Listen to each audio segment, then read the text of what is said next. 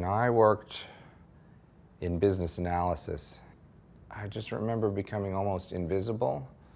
It seemed as if there was absolutely no help. And this is, this is a big professional company with, diversity and, lots of ethics. There was a fellow who had trouble hearing. No, he had a hearing disability. He couldn't hear properly. And I remember that they got rid of him too. And I remember he was crying when they let him out.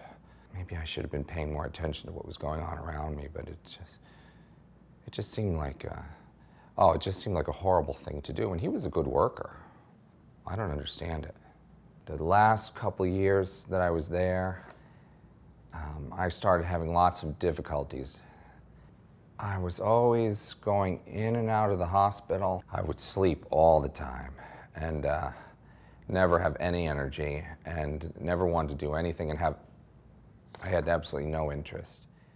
I don't think I had terribly much hope. I had gone to Human Resources because everything says that, we're here to help you and, if you're in a rough spot.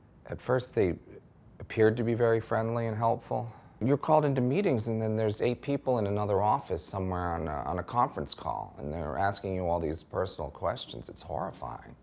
It was clear to me that they were trying to get me to quit. Unfortunately, the way I dealt with this was I'd try to swallow all my pills.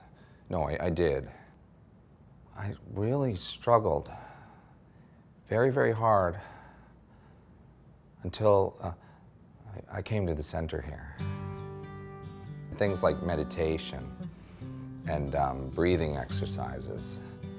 For example, that's really helped to calm me down, to get me out of all the anxiety and all the panic and all the chaos and swirling and confusion that I used to find myself stumbling into. I'm really glad where I am now. I love working with the flowers and the food, with the people. For example, this summer, I was able to go down to Cape Cod for a weekend in June, and I did all the flowers and all the food for a wedding for a little bit over 100 people. That was good. So a lot of what I've learned from coming to the center is I can't control what other people are going to do. I can't control the life events that are going to happen. The only thing that I control is how I'm going to react.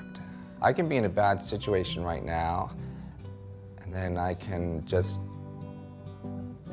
recollect Marjorie and a breathing exercise, and I can just do it for a couple minutes, and then I'm back in control.